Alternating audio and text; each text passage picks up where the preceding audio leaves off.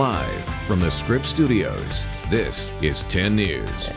It's a shock for all of us, to lose him. Killed in the prime of his life, the family of a 38-year-old Navy doctor mourning his loss after he died in a crash last week. Good evening. I'm Steve Atkinson. And I'm Lindsay Pena. Our 10 News reporter Matt Boone sat down with his family who say there are still unanswered questions. Matt. Lindsay, Steve, it happened last Monday around 5 in the morning. David Hill's family say they believe he was on a jog somewhere in this area along India Street. Now, this is the off-ramp of the 5 freeway. Cars definitely zooming through here. The speed limit is 35 miles per hour in this area, but right now, Hill's family say they don't know how fast that car was going and why the driver didn't stop. He had this will of just doing everything in life. He just needed to experience everything. When David Hill's family speaks about him, they're all a little in awe of his accomplishments. He was a fanatic about being in shape. He'd every morning get up at 4 a.m. and swim miles, or he'd get up and run. He was an avid world traveler with the goal of running a marathon on every continent, though he had to get creative on a trip to Antarctica. He did the 26 miles on the ship's treadmill to fill that square. Hill had moved to San Diego about a year and a half ago as a pathology resident at Balboa Naval Hospital. In the Navy since 2004, he'd reached the rank of lieutenant commander. He wanted to be the very best at whatever he did. But it was on one of his early morning jogs last Monday when his vibrant life came to a sudden halt. A man driving a minivan off the 5 freeway struck Hill on India Street, near the Palm Street pedestrian bridge just north of Little Italy where he lived. He died at the scene. Never in my whole life would I have thought this would have been happening.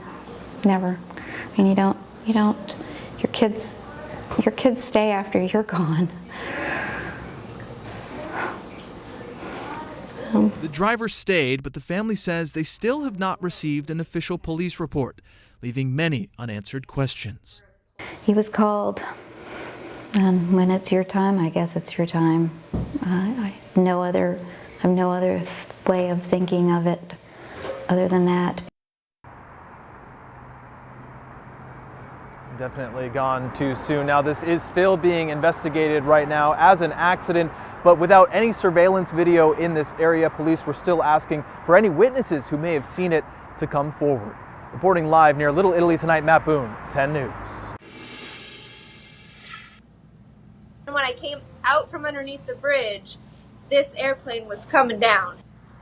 She had the best view of that airplane making a hard landing last night on the 5 in Carlsbad. She then captured video of the moments after when she rushed to help the people on board. Our 10 News reporter Anthony Pura joins us on this story because everybody was in shock who witnessed this over what had just happened, Anthony. Yeah, well, she was definitely in shock. She was driving from Vista to meet people for dinner in San Diego. It was around 7 p.m. and she said surprisingly and fortunately, there weren't more cars going south on the 5 that night. Oh, those are words of utter shock coming from Sadie Beasley. I'm proud of myself, because it could have been a lot worse words. Sadie caught up with us via FaceTime on her way out of town for the weekend about the moment she captured on her phone Thursday night. This Cessna was flying from El Monte to Carlsbad when the pilot reported smoke in the cockpit. It flew over Sadie as she drove south on the 5, taking a nosedive right in front of her. The plane came down, floated down. It touched the ground, but when it hit the ground, it kind of cocked it sideways. And so then it went back up a little bit, and when it came back down, the plane ended up on the center divider, just south of Tamarack Avenue. Sadie rushed over to help. Wasn't sure what I was in for. I didn't know if the plane was going to catch fire, explode, if someone was injured. So I just had some guts and was like, I have to do it. I have to go see. No one else was really stopping. Are you okay? A man and woman came out of the plane. Both were okay. He looked me in the eyes. He said, "Are you okay?" And I said, "I'm okay." And he goes, "Was there any accidents or vehicles involved?" Because he was just really focused on, I got to get this plane down. And I said, "No, everyone's safe." And the look on his face, he just sighed in relief, like, oh, Thank God. Like, it was the best. I loved seeing that reaction. And the passengers' reaction? It's just like, you did a great job. You landed this plane. You did the impossible. No one's hurt. You're such a good pilot. You're such a good pilot. And that really touched me because they went through something very tragic together, and they totally just kept their cool. And I asked her what made her think to start recording that incident, and she said when she saw that plane descending on the freeway, she just grabbed her phone because, quote, you just don't see that every day. Anthony Pura, 10 News. No, you don't. Anthony, thank you. Police say that they know the man they think killed a woman in a hit and run while she was riding her mobile scooter. This happened Monday morning on Euclid Avenue in Lincoln Park. The city's new smart streetlights caught the driver on the road just minutes after allegedly hitting and killing Gloria Williams. Surveillance cameras inside the station then give a clear view of the man. He walked in using a cane. Police have not been able to publicly identify him as of yet, but they say they now know who he is thanks to tips. A sinkhole is causing headaches for drivers in National City. Crews work today repairing the sinkhole that opened up on Rachel Avenue. They say recent heavy rain and a busted pipe were to blame. Residents voiced their frustrations at how long the road will take to fix.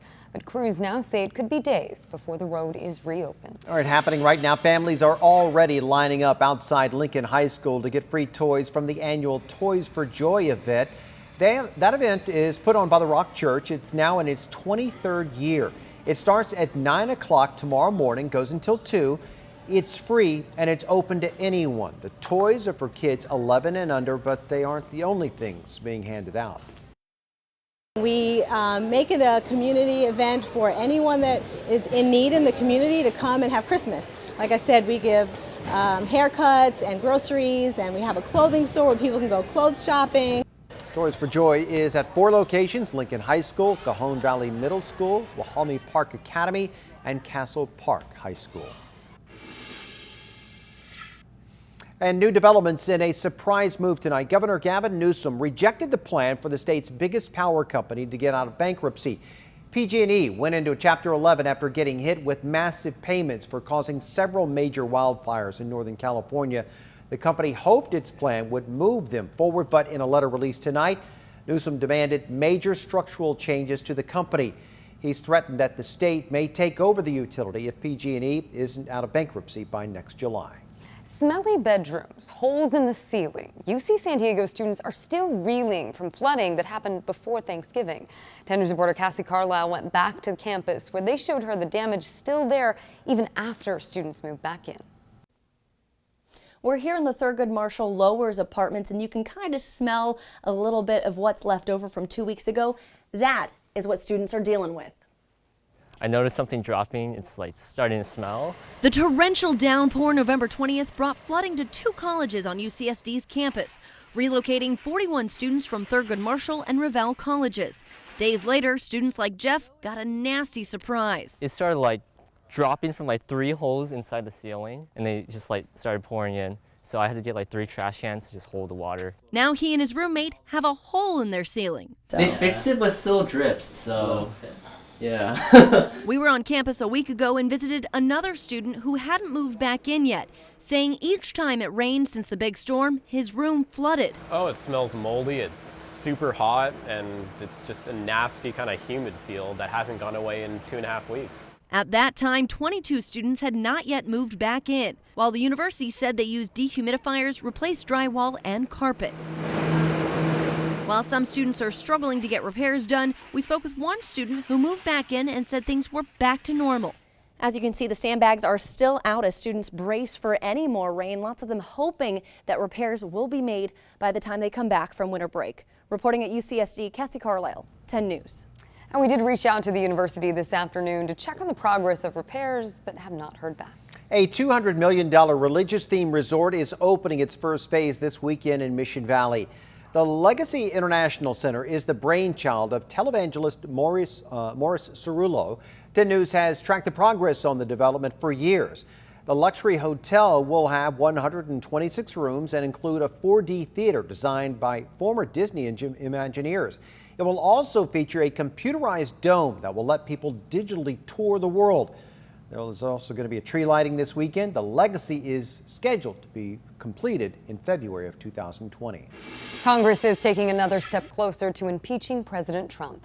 After 14 hours of debate yesterday, the Judiciary Committee voted to send the articles of impeachment to the full House. The committee voted on strict party lines. There are 2 articles on abuse of power and obstruction of Congress.